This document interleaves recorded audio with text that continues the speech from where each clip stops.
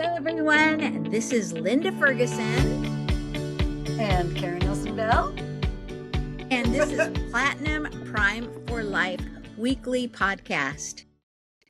So today we're going to be talking about something that the topic came about because I just returned from a trip, and it brought to mind the last two times that I was flying in an airplane. People around me were ill, and the very last time, not this trip, but the time before that, I came down with the flu, which was really horrible. So we're going to talk about staying healthy, which Karen's really good at doing, by the way. So I'm going to let her start. Well, two things happened to me during COVID. The first, I had a recognition of two truths. They're true for me. They may be or may not be true for you, but you tell me what you think, Linda. The first thing I realized is that when you are sick, you need to remove yourself from the general population. You need to remove yourself and quarantine and self-quarantine and be responsible, because to do anything else is really selfish. You wanted to go out and get groceries, but what about all those people that touched your stuff, or that you thought you sneezed into your elbow, but there's little particles came out from your elbow? You were just stay home. That's what we're supposed to. We're supposed to quarantine ourselves. And if you did go out, now I have seen people wearing masks when I was living in. That was good. Great time. When I was living in Japan, I would see people. This is way before COVID. I was there in the early '80s, and people would you'd see them on the street wearing a mask because they knew that they were taking responsibility for not passing it on if they possibly could. So that's the first thing I recognized. Okay. Then the second thing I realized, so that's taking responsibility for not putting yourself in a situation where you're impacting other people. Number two is that I realized it was my responsibility to have my immune system so robust, so vigorous, that I could stay out of hospitals and doctor's offices, because it looked to me like going to the hospital. I had some friends who were ill at that time. And I didn't go. I just didn't. I just wanted to stay out of hospitals because that's where you go, where the sick people are. And I just wasn't in the mood to do that.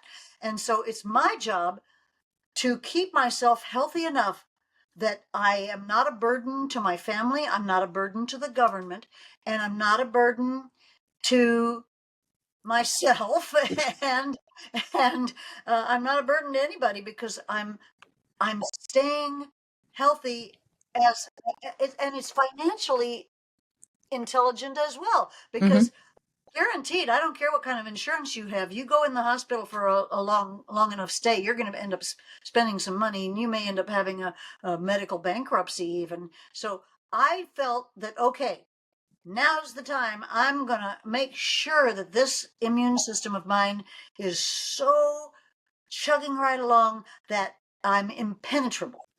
Now, I don't know if I am or not, but I haven't been sick for a very long time. Knock on plastic, knock on That's everything. good. But I know there's a lot of stuff going around. I had COVID for 3 days, and it only showed up as a very mild cough. I mean, I just went like that for 3 days, and then it was done. That's all I had from COVID. That's So impressive. I think that tells me that my immune system is pretty good, and then I haven't been sick since. I did have a mold infestation, and the mold caused me to have a cough. And but I wasn't sick. I just had this response to the mold, and my immune system did not like that mold. But I don't know. Maybe by now, since I've had mold in me and gotten rid of it, maybe my system is like, okay, next time you get mold, we know what to do, because you can train your immune system, right? So those were my two realizations. So I've been on this mad, passionate journey, adventure, to find ways, because what's right for me is right for me, and what's right for you is right for you. And I think we all have the responsibility. Now, I love helping people find out if what I did is something that they could do and find benefit from. I love that, because I have a company that has products that I take to keep myself in shiny shape. But you have to do the journey. You have to find out for you. Yeah, Well, that's I there agree you go. with you. I Yeah. agree that for each person, you first of all, you need to make a choice on how you're going to stay healthy. And so I have a story. I just randomly woke up about 2 weeks ago and my knee hurt. I think it was 3 weeks ago. Anyway, my knee hurt and it hurt so badly. I was just hobbling around. I was fearful. Like, what the heck is this?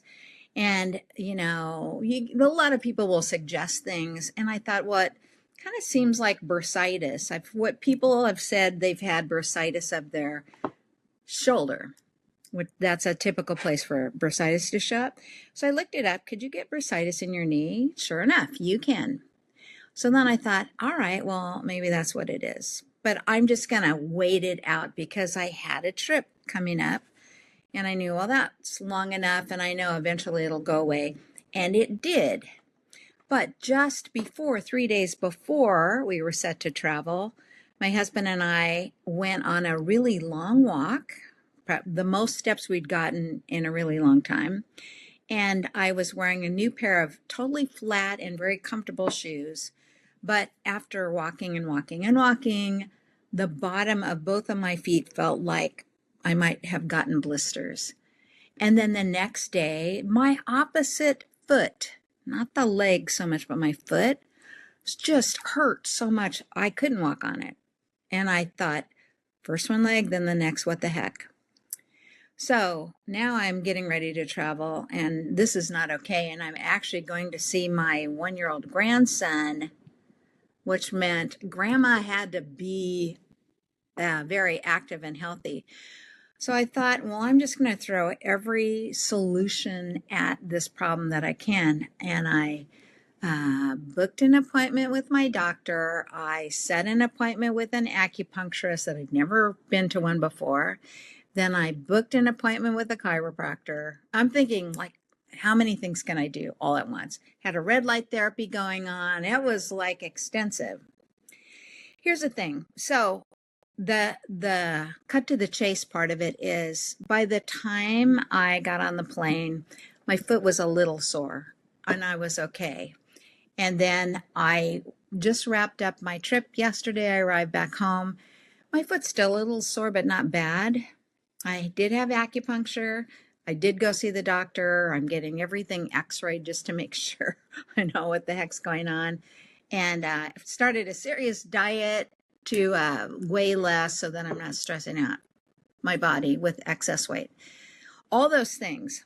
I go in to see my doctor and I tell her, and she's just a delightful doctor, very much embracive of not only traditional medicine, but home remedies and alternative solutions. And she said, I like you, Linda. I like working with you. One, you're almost always healthy. Nothing's really going on with you. So you're in great shape for your age. And she said, but you know what? Patient after patient will come in and they're overweight and they're smoking like heck and they have the onset of different diseases. And I'll say to them just lightly, you think you might want to stop smoking before you get lung cancer or something like that? And she said, and people will say, well, I don't have it. Like, okay, that's not the point. So when you're talking about the preventative measures you take, and I do things that are similar, there are many people that don't. They just consider, well, I don't have any ticking time. I don't have anything going on. And they don't consider that when you lose your health, that pretty much sucks. And then you'll wish you did something way earlier in life, which you can no longer do now. So, long Guarantee story. those people are not watching our podcast. No, they're not. They would be like, what are these women talking about? Health?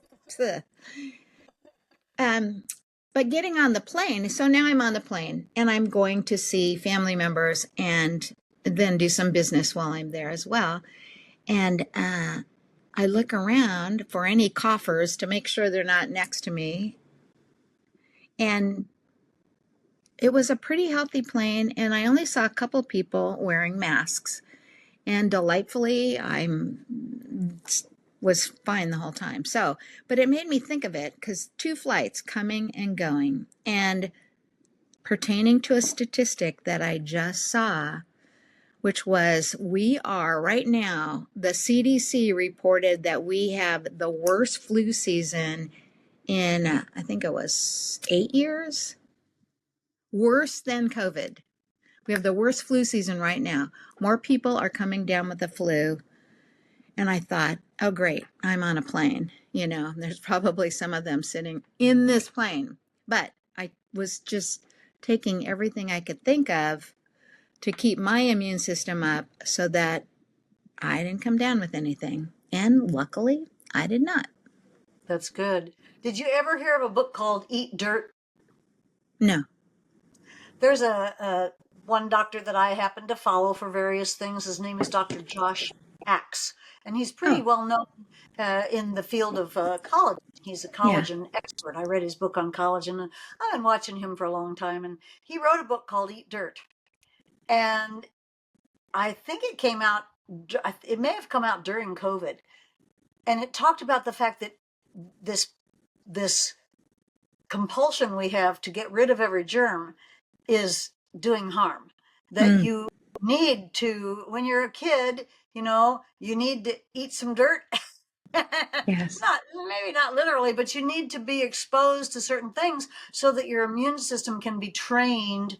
Hey, we have to make sure that that doesn't penetrate the system and the immune system goes after it, right? And so he does not believe that we should be every 30 minutes using antiseptic on our hands and making sure that there's no bacteria anywhere, because guess what, we need bacteria, some of them, and the ones that we don't need, we need to tell our gut, well, hey, this, we don't need this one, so be on the lookout. So Right. I've always kind of, you remember the 5 second rule? Like if you drop some food on the floor. Yeah. Okay, so I think the 5 second rule is probably comes from sort of that innate mother's natural wisdom, is like, okay, 5 seconds on the floor. Well, depending on what the food was, if it was a strawberry, it might not pick up much. If it was some if it was a piece of spaghetti with sauce on it, that might not be so good. It might pick up too many bacteria. But the gut is so important to everything. We've got to keep in order to keep our immune systems in good working order, we Mm-hmm. have to keep our gut in good working order. So that's the Absolutely.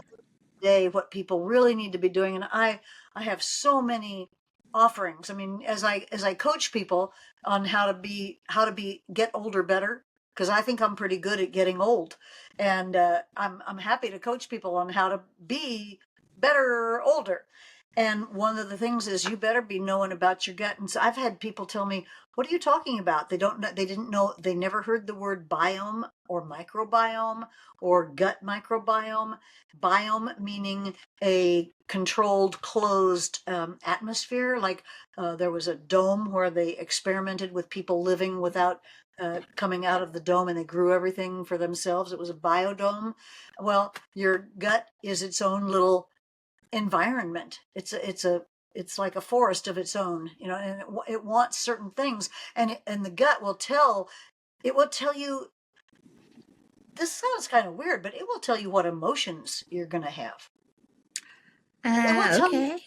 I it will tell, definitely don't want to go there on that particular discussion.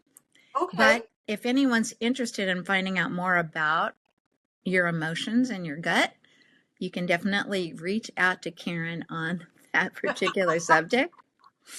This is like staying healthy and being emotional.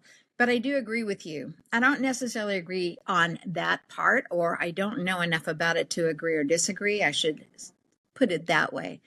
But I do know a lot about Your gut flora, your gut environment very often has so much to do with how you're feeling overall, just your general sense of things. So it's a subject that's worth another podcast episode with some experts to point to back up just Good what idea. we are saying is true. Very Good easy idea. to find information on this, but it's its own subject. So it kind of veers off. It does have a lot to do with health. The other thing that occurs to me when I see stories that say this is the worst flu season ever, and then the flu comes from a virus, and we're told that viruses tend to replicate but twist, and so that they adapt to anything that's being sent out against them.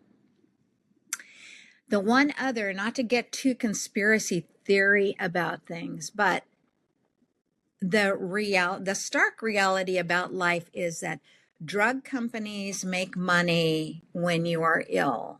Drug companies lose money when people don't need the drugs that they create.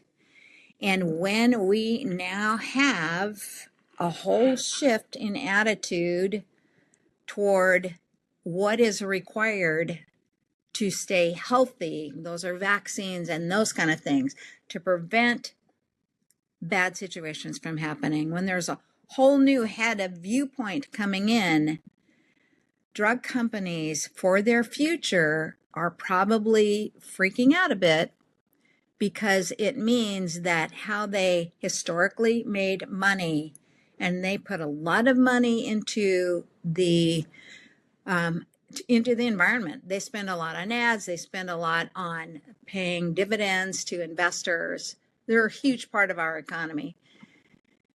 When I heard that it was the worst flu season ever, I went, they're justifying right there. People run to the doctor. I know a ton of people that have gone to their doctor like, this is the worst flu I've had in a long time. And so I just want to make sure. So give me this and this and this and the variety of the things that the doctors are giving them. My conspiracy theory alarm goes off just a little bit.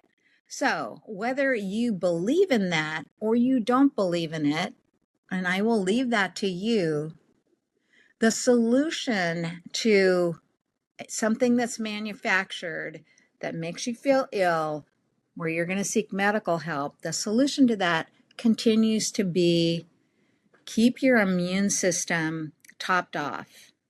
And that includes gut health, as Karen was saying, it includes exercise and not being overweight, which stresses out your body tremendously.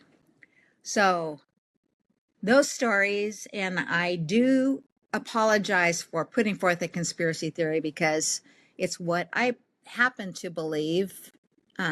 Follow the dollar, but you don't have to believe it. But the solutions are not bad.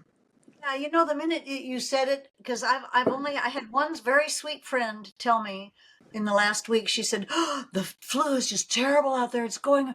Be careful when you go out there. Don't touch anything. Don't. And she was really going on about how I could take care of myself out and about in the world. And the minute that you said that this is I didn't know that statistic. My mind did instantly go to, oh, what laboratory created that nice new flu? And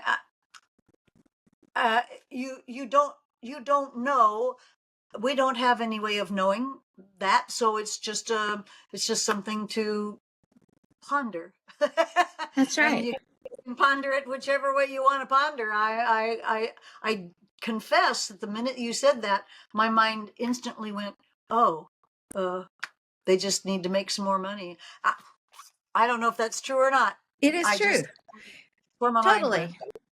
If it's your job, if you're running a company and it's your job to keep that company profitable, and it takes a really long time to get approvals on anything, in the short window, you have to keep those earnings up, because Wall Street's going to slaughter you if you miss your earnings expectation. So just from that alone, just thinking like a business person, well, how do you keep the money coming in? You have to make something dangerous. You have to run ads that make it seem like if you're not doing these preventative vaccinations or taking these preventative pills or running to the doctor at the first instance because this thing can take care of your symptoms, you'll suffer Yeah. or worse. So, of course, just knowing business people, of course. And then, we've grown up with all the movies and stuff about the corrupt guys that do stuff, and then all the conspiracy theories, which may or may not be true, about where did COVID even come from. And now there's some money showing that there was funding there and blah, blah, blah. But for us, those things take your health out of your own hands when you think about it. And Yeah. that means you can't do anything about, well, are they creating a virus? I mean, probably in the long term you could, but in the short term, what we're all about in order to live a platinum prime life, the tools we talk about are tools that you control and that you have a choice on how to live your life. So if I'm basically really pretty healthy, and I'm not a person who is, I don't have comorbidities that would make it difficult for me to recover. Maybe I should just go get the flu and live through it, you Yeah. know, and come out the other end and go, well, that keeps me from getting that flu. And it probably will help with the next flu because my body's starting to learn, hey, any flu viruses, we don't like them, so get rid of them. I don't know. So there Mm. are people who actually believe during COVID they were on purpose trying to get COVID because they thought that they would immunize themselves by getting Foolish. COVID, which actually is not. That's not a flawed theory. That's a valid concept. I never They're a knew we baby were. boomer. That's a baby boomer mind think. That's when we were younger. My mom had us go out and get the measles so that we already had the Really? measles when we got older. It wouldn't hit us as hard. But Wow, baby boom. I'm just on the cusp of I'm not a true baby boomer, but I am a baby boomer in my heart and head. yeah, And you are. I don't remember anybody. I mean, I sure didn't want to get the measles, but I sure did. I got everything. I got chicken pox. I didn't get polio, but I got everything else. Everything In the else. day of baby boomers, moms would get together and they'd find one sick kid, and then everyone would go for measles and chickenpox. We would all like hang out, have a party with the sick one, just so he came down with it. I didn't know that. Yeah. I mean, it was a thing, right? Oh my God. Oh, Because if you have either of those things when you're older and you're pregnant and you have a baby and you give it to the baby, you can have a defective child. So, yeah. I mean, it can hit them, it can kill them, it can do a lot of bad things. So, definitely, that was the mindset behind it. Of So, course, we had all those things when we were younger. I still Moms, have the chickenpox virus dormant in my body. I have 7 different viruses that are asleep, just waiting to be awakened. And that I don't want to list them out because it's nobody's business, but I do. I have 7 because I had Bell's palsy when I was 16 years old, and Bell's palsy comes from the same virus as oh, wow. mononucleosis and the same virus as Lyme's disease, all of Wow. which I had in Epstein-Barr and all these different things. So I got plenty of viruses living in me, but guess what? They aren't awake. You And don't have to come down with it. Yes. We've all been exposed to lots of different things, but if you stay healthy, you don't have to come down with that particular thing, even if it's dormant in your system.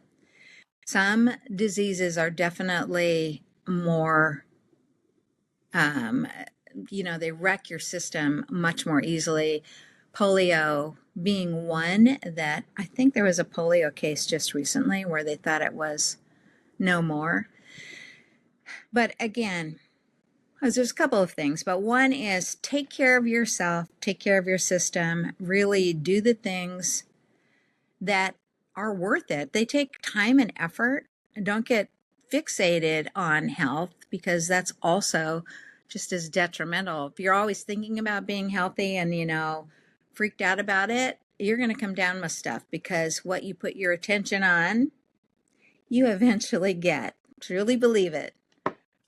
Yeah. Okay, I want to tell you something that I heard. Yeah, Please, me, call of on me, course. please. Hey, I got my T-shirt on, by the way. I'm 80 and I'm getting younger. I can't wear the T-shirt anymore because in a couple of weeks I'm going to be 81, so I have to get all new T-shirts. Oh my I don't even know gosh. what to say. I'm 81. I'm 80 plus. I'm 80-ish. I'm I'm in my 80s. I don't know what it's going to be, but anyway, I read that. Um, the vagus nerve, which is one of the main nerves of your body that just controls so much stuff about your health. And it comes from back here and it comes down like this, like that. Guess what's really good for it? Humming. Humming Oh, stimulates your vagus nerve. So what do I do every day? Singing and humming make you yeah. healthy. Wow. Oh my gosh. So Wow. and I'm not fixated on health. I'm fixated on music and art. Yes, you So are. yeah, so really, I think that I'm staying healthy. And do you know, many musicians live into their hundreds. Pablo Casals, he was 100, and Pablo Picasso, he was 100. The artists, but musicians, man, as long as they, not every musician lives that long, but you know what? They live good long lives and they're healthy way into their older years. And I'm planning on it. You're already Um, there. I mean, I know the age that you're going for, and I would definitely put my money on you hitting that. Well, yeah, okay, so I'm 80, but I think I'll make it to 90. Now you don't know. Yeah. You don't know what God's plan No, is you for do you. not. You just don't know. I mean, I don't even know. Maybe it won't be a health issue. Maybe a truck will hit me. I don't know. Who knows? But I think I will make it to 90, which is only 9 years away. Oh my God, 9 years is not very long. And I'm for sure going to make it to 90, I think I'll unless make it a bomb goes off or something. Yeah, I saw Jane Fonda on the SAG Awards, and she had the most perfect jawline. Her jawline was just like that, Huh. and her smile lines were just like that.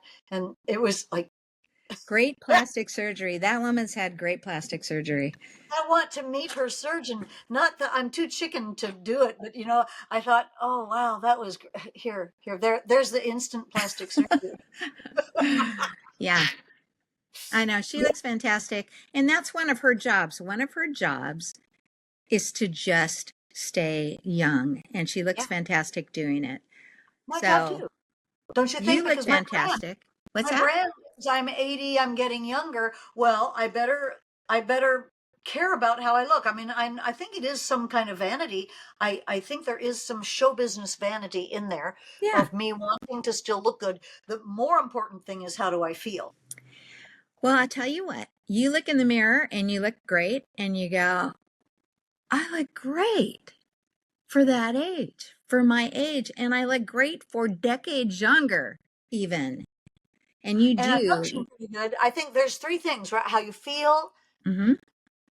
how you look, and how you function. Because how you Yes, function, those that that's would that, huge. I just summed it up. Those are the three things. How you The look, least important how is you how feel, you how you function. feel is secondary to how you function. Because if you function, you're going to feel good. Yes, You can't feel good without good function. that's right. That's why I was so distressed when I couldn't walk well. And I Yeah. thought, for no apparent reason, I could not walk well. And it's the first real, double whammy. First, my knee, which was so random, and Yeah. then my foot, which was so random. And I just thought, okay, I've heard of other people like having weird things like that, but I went, I, okay, that's it. Wake up call. Well, we don't have enough time for me to tell you the story, but it's so weird that you had that because in the last month I had something with my right foot and it was terrible. It was like maybe plantar fasciitis is what one doctor said. I went to four different medical professionals in a 10-day stretch. The Huh. chiropractor, the sports medicine guy, the laser therapy, the physical therapy, everything. And finally I watched a video I watched a video, and this particular doctor, he's a chiropractor, and he talks about the ketogenic diet, and he's the person that I follow a lot. And he said, you're doing it wrong. Do not stretch the foot where you're bending the toes back. He said, for this, stretch the toes like a ballerina would and come forward. Stretch the top of your foot. He says, you got to stretch the opposite muscle, not the one because here's where my foot hurt, right in the bottom of the arch of the foot. Like, there's my foot, and that was where it hurt. Mm-hmm. He said, don't do this, do this, so that you're stretching. And do you know, the next day it felt better, and the next day it felt better. And I've been using a gua sha stone, and I've been using fascia blasting, and I've been massaging it like crazy, and it's gone. It's 2 weeks later, and it's gone. Oh, good. Well, that's actually a great tip for me. That's a really great tip. Yeah, try that. You could try that. Yeah. And then tomorrow we're meeting up at a Pilates class, which will be a first for me too. Yeah, me too. First, I never. Yeah, because maybe it's gonna. We're experimenters. We're experimenters. We're experimenting to find out what's good for us, and we'll let you know if we think it's worth you trying. That's right. Okay, so we are coming to the end of our time together today. But just to sum things up, we're talking about staying healthy and enjoying a Platinum Prime life by doing that. And so we discussed traveling, and that a lot of people still feel that there is a problem traveling and actually spreading disease that way. So upping your immune system. And how do you do that? For both of us, we do very similar things, which is eat well, sleep well. Guess what? I fixed my sleep. I'll have to tell you about that later, but I know. Let's talk about that next week. Let's talk about sleep again next week, because I fixed my sleep finally. I'm so thrilled. Stay on the camera and when this ends so you can tell me all about it. Okay, I will. Anyway, everybody wants to know. Karen mentioned microbiome being an indicator of how healthy you will be or how susceptible to disease you will be. And I do agree with her. It's not a subject we delved deeply into, but for anyone who's interested in what role that plays in your overall health and emotional well-being, you can reach out to Karen directly. She also referred to products for one of the main companies that she represents that have a very effective synergistic system that really helps weight loss. It helps mental clarity. It helps many, many things. Food processes, keeping your microbiome really healthy and tip-top shape. So you can reach out to her for that. And then we wrapped it all up with a little bit of conspiracy theory thrown in there. And that is me. And both of us having foot things going on. And then Karen just said, there's a great exercise that helped her handle her foot pain, which I am going to try immediately because I have a little bit of it left. All in our effort to just continue to live our best lives for as long as we have our lives. So with that, I'm going to bid y'all an adieu. Over to you. Bye, everybody. Bye.